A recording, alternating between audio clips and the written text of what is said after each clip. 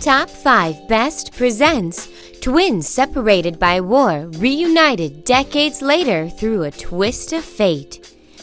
War is a horrible thing. We oftentimes speak of the effect that it has on soldiers, because they are, of course, the ones who experience it in its rawest form. This is a very easy trap, especially for Western countries, such as America and Canada, to fall into, as war has not found its way to our shores in a very long time.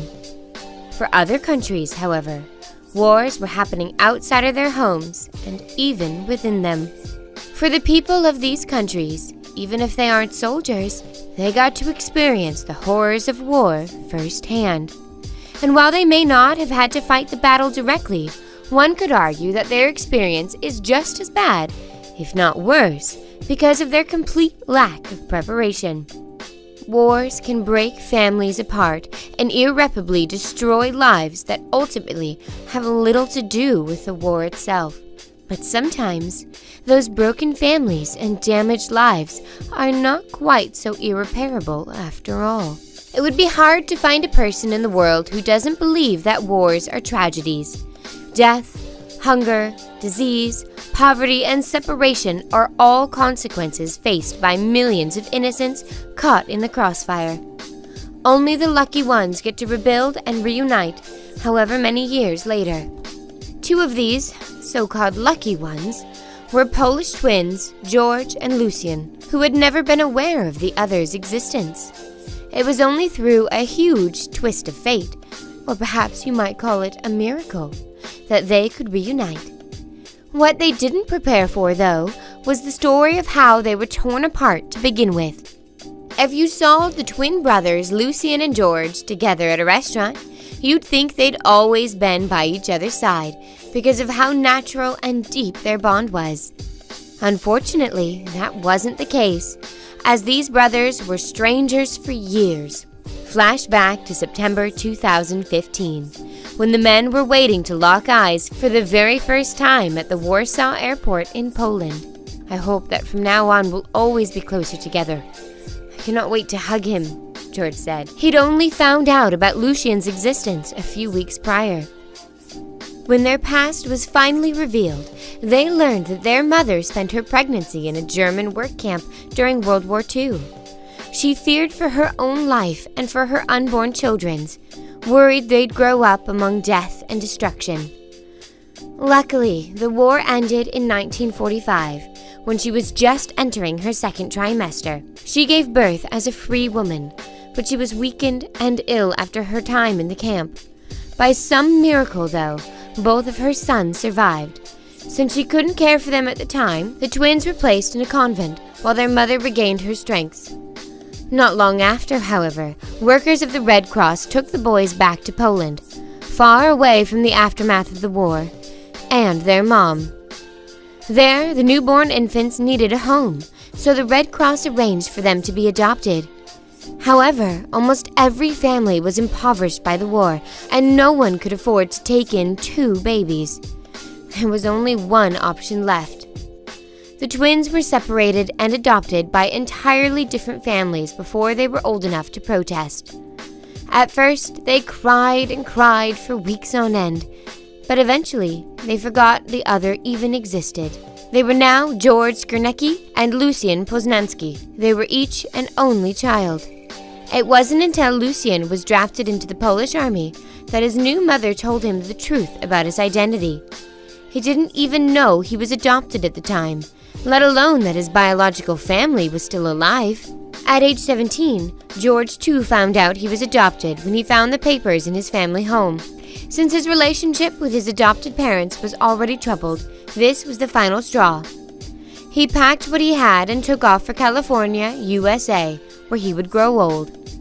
Meanwhile, Lucian got married after serving his country and raised a family in Poland. He lived a happy life, but something was always nagging him. He had a feeling he had a twin brother out there, and it never really went away. Part of the work done by the Red Cross organization is to help find lost family members, and since they were responsible for the boys all those years ago, they helped them reunite at the age of 69. When I found out, I couldn't stop crying, George said. On September 14, 2015, George finally arrived in Warsaw to hug Lucien and never let him go. "It is the first time I have ever felt this kind of happiness," Lucien said. "I didn't expect this at all. There were times when I thought I was dreaming." Once the two had gotten a chance to catch up, they visited the Warsaw Uprising Museum, which honors those who resisted the Nazis during the war. It was to be another emotional day, but the brothers agreed they wanted to know more about their history. Still, they had another plan in mind. Not only had the Red Cross done everything in their power to bring George and Lucien together again, but they even dug through paperwork for weeks to find any information about their parents. And by some miracle, they found what they were looking for. According to an old hospital document about the birth of the boys, the father was from a soldier from the U.S. military, and he had long since passed away. But the twins were amazed about how their lives turned out so similarly. One joined the army and the other moved to America. Along with the paperwork were their birth certificates, which revealed their mother was an unmarried Catholic woman by the name of Elizabeth Jankowska, and she lived in Grebenstein, Germany. The names of the boys were left blank, however. The sad reality was, Elizabeth never meant for her sons to be given up for adoption. She simply thought they'd be waiting for her until she recovered from her illness. When she realized what had happened, she tried to get them back, but it was too late. She died 6 years later. Nobody knows exactly how many families were torn apart by death or separation during that time, so the fact that these brothers even found each other is extraordinary. "Wars are terrible things," George said.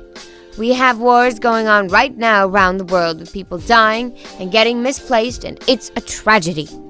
Not only do people suffer during a war, but even later generations suffer in an emotional way long after it's over," George continued. While they certainly have a special place in their hearts for Holocaust survivors, they feel for children across the globe who face the effects of war.